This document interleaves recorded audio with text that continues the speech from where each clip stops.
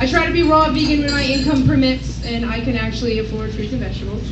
So I wrote this in response to a lot of questions I get asked, because as a vegan, people like to ask you, where do you get your protein? What do you eat? Do you just eat lettuce all day? Clearly, I'm not emaciated. I'm all right. So this is called Dear Human. Dear Human, do you hate your life so much? Is your suffocated studio apartment so mundane that you feel that much better knowing a few thousand other creatures are also in cages? Maybe we resent animals for their ability to exist peacefully because we've allowed the disintegration of our own kind. Someone more powerful than us sucks the meat from our lives. The mystery of why we're here is just as elusive to the rest of the Earthlings, but you don't see them losing their shit while taking it out on the entire planet. Those unproductive bastards, they don't have to work, no bills to pay, no rat race. They just stand around in the sunlight's warmth all day, sleep peacefully as needed.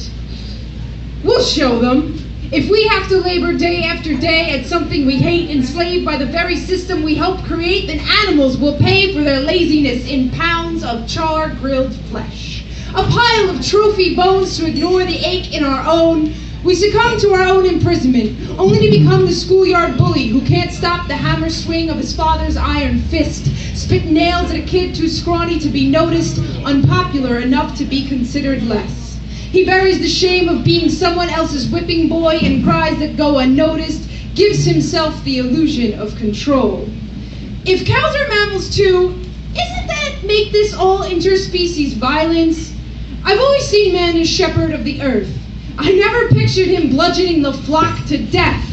His crook a guide, not a pointed hook for hanging hides. And let's say animals are inferior. Isn't that the same as attacking a mentally challenged person? Helpless, unable to defend themselves. Do you hope filling your gullet with death will animate you to life? Does this make me a Death Eater? All rotten on the inside, the part of my mouth a black vacuous pit of stench, tongue turns necrotic as receptors align with taste of paralyzed enzymes, motionless cells, their last muscle memory resistance before a bolt gun stuns silence. Dear Human, revenge is a dish best served cold, and you cannot digest raw flesh. The way we treat beings that do nothing for us is indicative of our own behavior.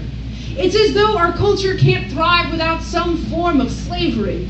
The desire to make life easier for someone else who considers themselves more privileged. No real authority except self-appointed superiority. See, I'm not comfortable mindlessly being part of a society that so easily recreates concentration camps for another species. Makes me feel dirty as the rusted, shit-infested wire pens chickens and pigs are forced to live in. Sorry. It's the truth. A being that does not vocalize language still speaks, communicates with feelings, but what can I expect from a fear-based culture exposed to violence daily as a part of normalcy? It's funny the way we celebrate patriotism by eating meat. How does more sacrifice honor life? Unholy wine, this is not the blood of Christ. Iron-rich liquid meanders down drains, the same water we drink. Does this make us vampires? The need to consume another's life just to feel alive. Our culture seems to believe silence is the same as consent, and sometimes, even when one does protest, it doesn't always stop a man from feeling entitled to her flesh because in his mind she's less, just an object, a piece of meat to satiate the hollowness of his hungry lust. Cruelty of this caliber is not bred of a dietary need, but a mob mentality. Wild beasts only kill selectively as they need.